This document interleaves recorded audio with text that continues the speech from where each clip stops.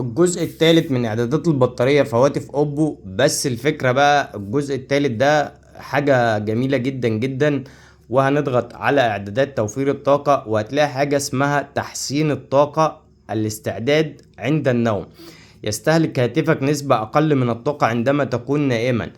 تفعيلك للميزة دي الموبايل طبعا، ادي الميزة تحسين طاقة الاستعداد اثناء النوم.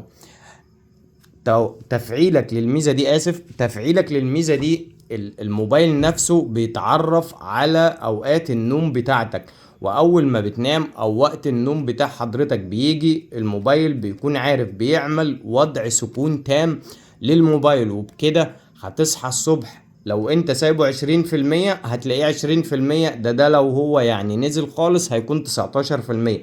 لكن مش هيستهلك معاك لانه بيوقف كل التطبيقات وكل الاشعارات. ودي حاجة بتكون موجودة ديفولت. لو انت فعلت ده كده هو بيتعرف على عاداتك اثناء النوم. ودي معنى الميزة دي. لو لسه ما عملتش متابعة اعمل متابعة وانتظر الجزء الرابع.